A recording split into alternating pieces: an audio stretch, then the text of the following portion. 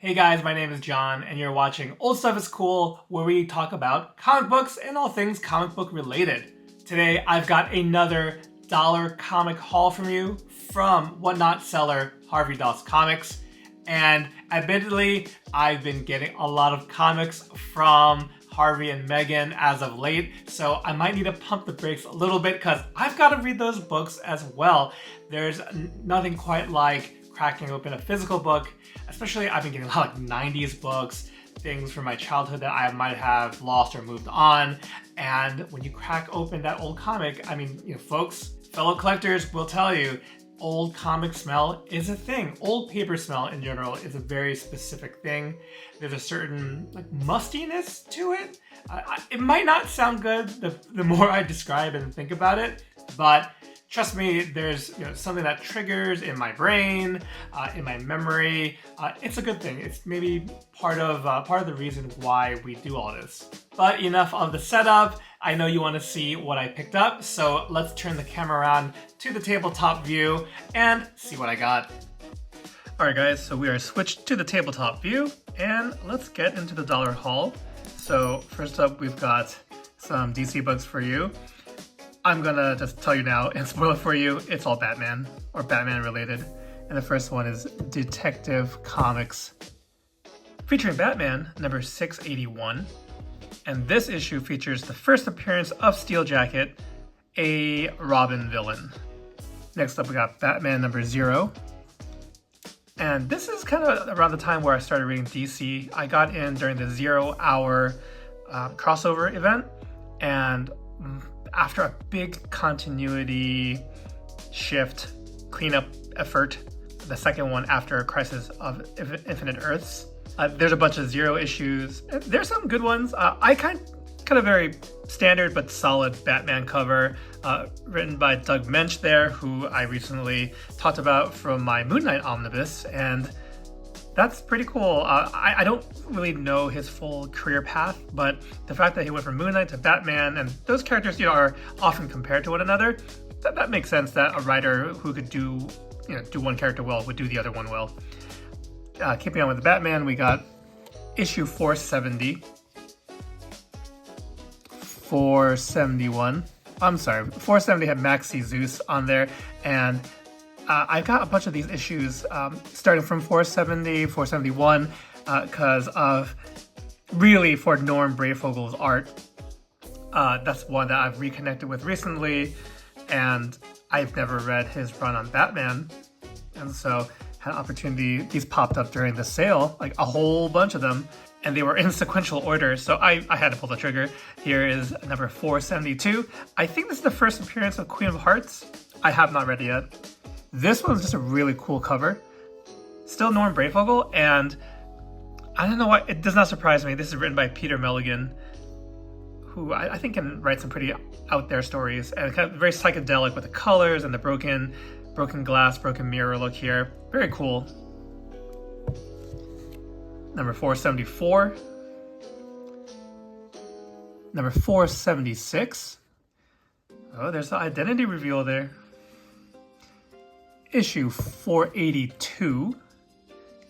And then this one I was so happy to pick up. I've been hunting this one down. Issue 489. I'm almost done picking up the books that are included in the prelude to Nightfall. I just need issue 490 now, which has Riddler on the cover. But this one features the second appearance of my boy Bane. Big fan of that villain. As well as John Paul Valley, Azrael, taking up the mantle of Batman. So those were the DC Batman books I picked up. Moving on to Marvel, we've got Captain America 288. And this one, I believe, is the final part to a story that featured Deathlock and has the pencils of Mike Zeck. I have I think it's like issues 286 and 287 that preceded this. Those are on my wish list. They're not expensive books, but they're definitely ones that have very cool standout covers. So nice to get the last part of the story. Now I just gotta work backwards. Then we have issue 298, issue 302, issue 304, issue 305. I really like this cover And the story has Captain America and Captain Britain. Yes, they're fighting here, but as superheroes do, they gotta fight each other and then they team up, right? Because issue 306, they gotta fight the Dark Mage Modred. Modred? I don't know. Not familiar with that guy. Issue 308, we got the first appearance of Armadillo. Kind of a funny little villain there. Oh, he's not little. Yeah, he's a big guy. You know what I mean. And jumping forward a bit, we have issue 358, which features part 2 of the Bloodstone Hunt crossover. Some great covers here. Issue 363. Crossbow's got Diamondback in I don't know, in a precarious position, and another great cover here. 364, Crossbones and Cap. And then we have issue 393. A little backstory. So you guys know I fell into Cap wanting to get Ron Lim's run on this book, you know, from issue 366 to a few 386. He kept doing covers though, even though he didn't do interiors. And at this point, since I'm just kind of building my Cap collection around that Ron Lim time, I want to get the covers too. So we'll be filling in that collection. He does a few of these just shy of issue 400. I gotta move this big stack too. Issue 396, which features the first appearance of the second Jack-O-Lantern. Issue 398, part of Operation Galactic Storm.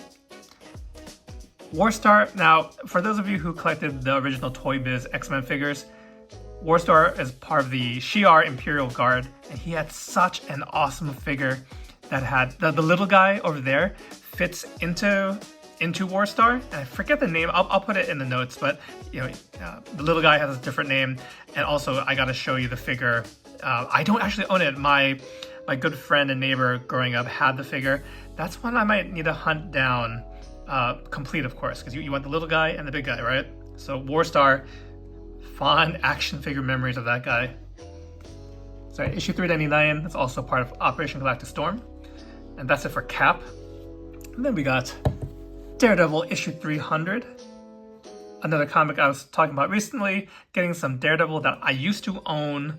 And I love this cover. I think this is the cover of the Epic collection that collects the storyline Last Rites. This is part 404. It's issue 300, special double-sized issue, and this beautiful cover is courtesy of Lee Weeks. Not too much Daredevil this haul though, because then we got a bunch of Fantastic Four.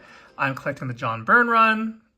Apologies if I have to say that every time, but that's kind of mostly what I'm focused on, but we're extending a little bit beyond that as well. 267 is interesting. When I'm just looking up the information of why it's a key issue, it features the miscarriage and so the death of Valeria Richards, the daughter of Reed Richards and Sue Storm. But what's funny is that we know Valeria is around now, so I'm not sure what the story is, because if the miscarriage is here, but they still have Valeria, I'll need to do a little sleuthing to find out what happened with that character. I really liked her, Valeria. You know, she's a teenager now, very much like Reed. She had an awesome appearance in the Doom one-shot that people were gaga over, written by Jonathan Hickman. Hickman also, when he was writing Fantastic Four, an all-time favorite run, did a great job with the voice and characterization of, really all the characters, but especially Valeria and Franklin. Issue 285 here. Issue 286, this is one that I've been wanting to hunt down for a while. The fact that I found it at the dollar show is a super bonus because this features the return of Jean Grey. This was an early retcon, and they've since further altered the story, but John Byrne was very involved with the X-Men before coming on board here to Fantastic Four, and this was one way to get Jean Grey back, and it also set it up for the original 5 X-Men to become X-Factor, which was another title that got launched. So this is kind of where it happens. As an X-Men fan, I had to get this one, and it's just a great cover too by John Byrne. Speaking of great covers, issue 288, we got Doctor Doom versus Beyonder, very naked Beyonder. And then issue 293, this is the end of the John Byrne run. But you know, that's the end of John Byrne run, but that's not the end of my Fantastic Four pickups, because during the live sale, they had, again, a kind of just a block and like ample amounts of whoever wanted Fantastic Four, these issues, like 294 to 300, there were plenty for everyone. So I was like, 300 is a nice number. And I do have issues that go up, you know, beyond the John Byrne run. So why not pick these up? So 294, 295, 297, 298. I don't know why, that guy reminds me like of a wrestler, someone that you might see in WWE. Issue 299, cool cover of She-Hulk punching the Thing. And then issue 300, which features the marriage of Johnny Storm and Alicia Masters. You can see Alicia Masters' father's puppet master, so he's kind of, you know, up to no good. And then for fans, or if you're not familiar with Fantastic Four background history, usually Alicia Masters was with the Thing, and you know, those were kind of who you thought would get together. But I guess during this time where Thing had been off in space doing his own adventures, Alicia Masters kind of got close to Johnny Storm, Human Torch. Little spoiler here, in case, I don't know, this is like a 20 plus year spoiler, but that is, Alicia Masters is actually a Skrull. That's not the actual Alicia Masters. So, but this would be the status quo for quite a number of issues and a couple of years going forward until that reveal that she's a Skrull. So there you go, sneaky Skrulls. And that's it for the Fantastic Four pickups. Quite a bit, big chunk in today's haul. You know, I forgot to separate it by DC and Marvel. I think I just went alphabetical today, so apologies for that. This is Flash 170. I absolutely love the Jeff Johns run on the Flash, and I really was just missing the first 8 or so issues from his run. So they are relatively affordable. A little spoiler, they did pop up on future dollar shows from Harvey Does Comics. So you know, I'm on a mission to complete that run. So number 170, great cover here by Brian Boland, and he does a number of these covers early on.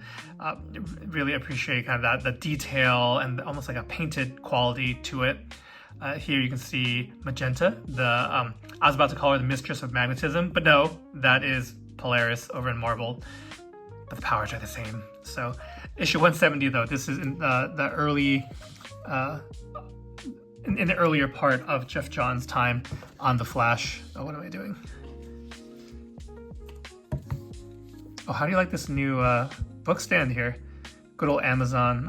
I saw a recommendation on Reddit, so got a little, a little equipment upgrade. Sorry. Incredible Hulk 379. We've got some Hulk guys. This is during Peter David's phenomenal run, and this is where Dale Keown is on pencils. This is the time where again, this is where I got in on comics, and I think that's a recurring theme here. For a lot of the major Marvel characters, here's issue 386, hunting down these comics where really is my introduction. Like, this is the snapshot of when I got into comics, which was the combined Smart Hulk. And I just remember seeing these on the newsstands and, you know, being quasi-responsible preteen, couldn't get everything. Issue 387. But now, as an adult with disposable income, this is where we are. Issue 388 features the first appearance of Speed Freak. This one is, I think, more notable in that, you know, during the 90s, it was during the AIDS epidemic, and this character here, it's also one of kind of the early depictions of some gay supporting characters, but one of the characters is infected, is HIV positive, and with someone named Speed Freak with giant blades, you can imagine they do a little bit of, it's an opportunity to educate about AIDS and HIV, and that got permanently ingrained in my brain. I did not need to look that up to remember that. Issue 390, this great cover. I mean, does Hulk need a gun to be intimidating? Heck no. But this image, I think, was used in many ads in its time for the mail order stuff. Like, the comic was like, sorry, not the comic, I think the company was like, there was an Eagle, American Eagle or something like that. I might have done one order with them, but this is pre-internet days. So, one of the ads would be to buy back issues, buy trade paperbacks, what have you. And they used this picture of the Hulk. So that got ingrained in my brain, and now I have the actual cover. And then Marvel Comics presents, super 90s here, Sam Keith, an artist who I came to appreciate later with a much more exaggerated style, kind of along with like Bill Sienkiewicz, where I didn't necessarily like his art at first, or I mean, even then, like for certain characters, I like him more than others. But this is a key issue because it's the first appearance of Cyber, who was recently used in the current Wolverine ongoing. Also, kind of really cool cover with the lime green. We have more Thor, guys.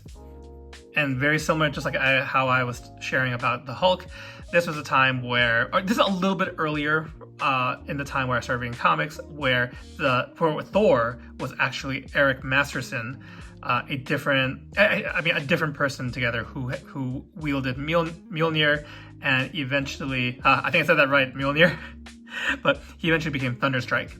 This features the first appearance of Dargo Couture, who is a future Thor, I think from the 26th century.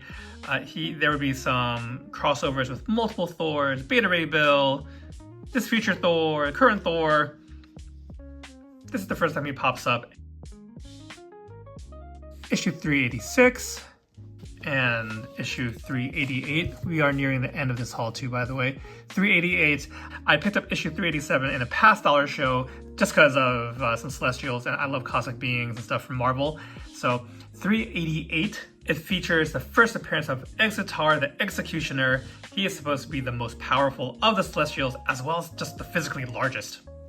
And last but not least, we have issue 391. This one features the first appearance of Eric Masterson, which I spoke about before. This is also the first appearance of the Mongoose. Half man, half mongoose, all trouble. And Spidey's there too. And last but not least, you know I had to get some X-Men, and I was missing this issue. I'm not going for a complete run of X-Men Unlimited. This is issue number 3, but I do have, I think now I have issues 1 through 10 complete. Also features a cool cover with, I think this is Bill Sienkiewicz. Yeah, and featuring Sabretooth in the stained glass. You got some other characters like, looks like Xavier, Bishop, Maverick, and Rogue in there. So kind of cool, yeah. The cover really stuck out to me. That's why we wound up picking it up. All right, guys, so that's my haul for this time around. There are some common themes if you've been keeping up with these dollar book hauls. Been getting a lot of Captain America, Marvel 2-in-1, expanding on some other series. Fantastic Four, John Byrne. I feel like it's getting to within like a dozen or so issues before I complete that run. Also, with the warming weather, the coming of spring, that means more comic book shows and conventions. So I do want to set aside some more money to be able to do some hunting at those shows. And there's definitely something to be said about in-person comic book hunting. I know it's probably much more exciting for you, the viewers. So it's just a little taste of things to come. I want to thank you guys so much for tuning in today's video. I hope you got some entertainment out of it. And if you had a favorite book I picked up, or you want to share what you're currently on the hunt for, please let me know in the comments below. I'd love to hear from you, and I try my best to respond to all my comments in a timely manner. Thank you guys so much for your continued support, and I hope to catch you in the next one. Take care.